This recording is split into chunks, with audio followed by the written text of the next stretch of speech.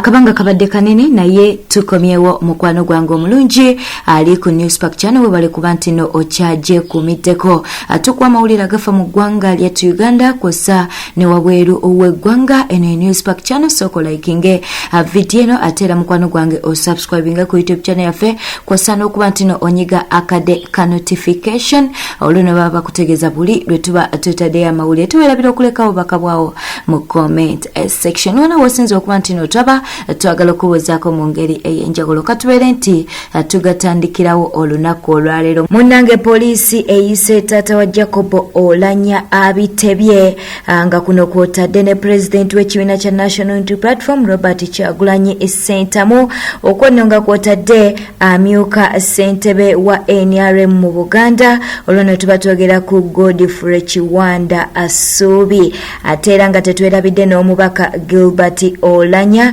akosa ne Minister Chris Balyomunsi n'abalala munnange bano nga bayitiddwa babeere nga beeyanjula eri poliisi bagiyambeko n'okuba nti no banoonyereza ku bigambo ebitambuzibwa nti eyali sipiika Jacob Oulanyah yaweebwa butwa bwe bityo no mukwano webiri naye katukujjukize subscribe nga ku YouTube channel yaffe lekawo bakabwawo mu comment section tujja kubeera nga tubusoma mukwano gwange ate tuwerabira okunyiga kade ka notification baba bakutegeeza buli lwe tuba tutaddeyo amawulire tubadde tuli awo abakyala abafumbo ne bavaayo nabo ne beerwanyeko mu ngeri ki bano bagenze ku nguudo nga bakutte ebipande ebyenjawulo nga biriko obubaka bwe baagala okutuusa eri abaami baabwe kwossa ne bano abawala ab'ebbali abaami baabwe be baganza munnange bakutte ebipande ebimu nga biriko ntino nabo baagala okuba ntino batwalibwako mu Dubai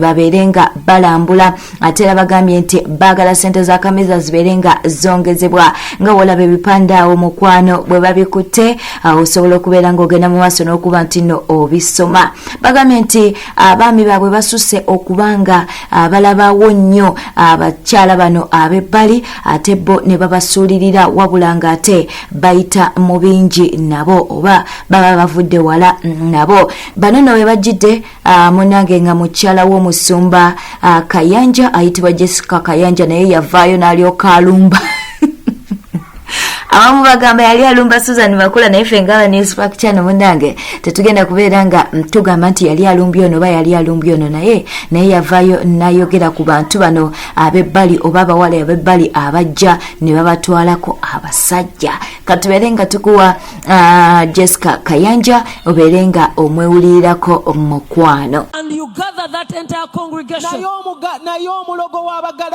but this witch doctor of the Galatians knew that this person is going to destroy their altars and send forth Jezebel.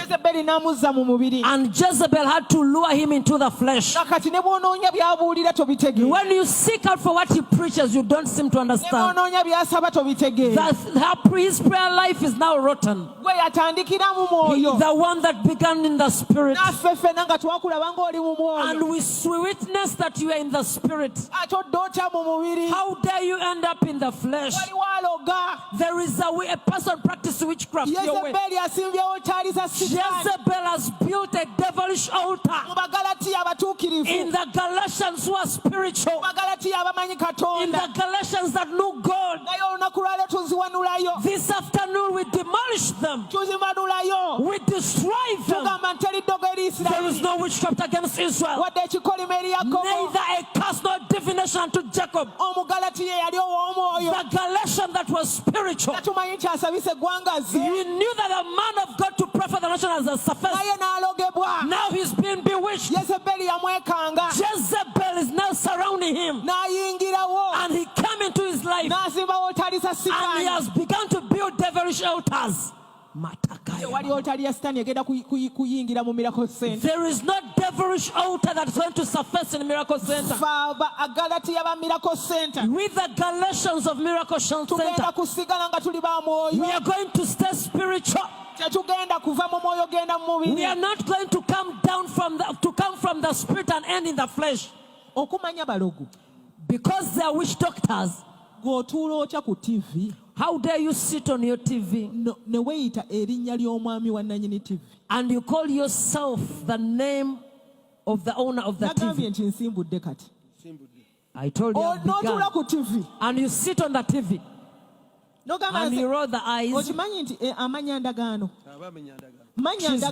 She's breaking the covenant. They are practicing their sorcery. Others are just laughing. God, as he was making his covenant with Abraham,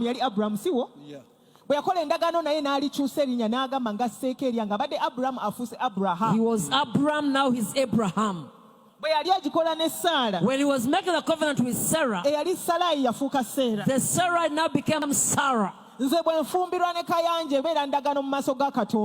Pastor Jessica gets married with Pastor Robert Kayanja, they make a covenant before God. Now she's called Mrs. Jessica Kayanja. As long as she lives, there is no other Mrs. Kayanja again. Now the devilish altars. Our forefathers used to do covenants. And another called Musoke from another clan. And they are joined together.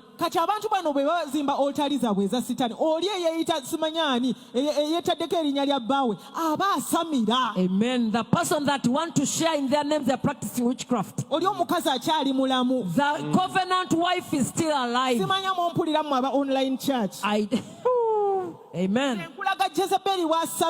Bwe bityo nno mukwano bwe biri lekawo obubaka bwawo mu comment section mukwano tujja kubeera nga tubusoma. Gwe ensonga zino nga bw'oziraba abakyala bafumba okuvaayo ne balabula abakyala bano oba abawala bano ab'ebbali. Ensonga eyo gyogerako ki oba okusingira ddala babeere nga banenya baami bano? Okitegedde nno mukwano, osobola okubeera ng'owendowoozayo ng'ogiteekawo mu comment section. Obubaka bwo tujja kubeera nga tubusoma. Wala kwekumira kweno yokka nga tukyali eyo mukwano katukutwaleko ew'omukozi wa radio Ayitiddwa Mbabazi avuddeyo mukwano n'abako obubaka abwawa abantu bano oba abakyala abagenze ku nguudo nga bakutte n'ebipande nga balaga obutali bumativu bwabwe eri abakazi oba abawala ab'ebbali abaami baabwe be baagala. Okusinziira ku Mbabazi avuddeyo n'agamba nti okusinga okuddawo okukuba kerere abakyala bano basaanidde okuba nti no bakola kubanga abaami kati ab'ennaku zino baagala nnyo abakyala abakozi.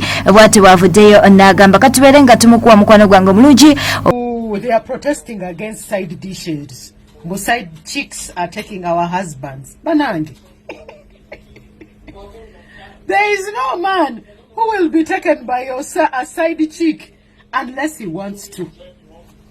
Every man who wants to be taken by a woman, he will be taken. So even if you demonstrate, we need to stop this. My only advice to women is just to go and make your own money.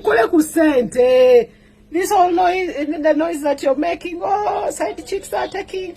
Even men nowadays want women who are now kasente. That is the only way you're going to fight these men. You will demonstrate, you can even take off your clothes on the street, and this man will still continue with a side chick. So why are you giving yourselves headache? You're even in Ramadan. Bwetyo tutambudde mukwano gwange omulungi obadde mulabi mulungi wabale kwekumira ku News Park channel. Kankujukiza mukwano subscribing, kankujukiza okubeera nga olikinga video eno atera n'okunyiga akadeka notification babeere nga bakutuusako amawulire. Buli tuba tutaddeyo amawulire bakuleetera notification eyo mukwano n'osobola okuba nti no togasubwa n'osobola okutegera ebifa mu ggwanga ne wabweru w'eggwanga lyattu Uganda. Nawe sinza okuba nti no tulaba mukwano gwange omulungi atukubuzaako mu ngeri ey'enjawulo. Beera bulungi. Wheraba.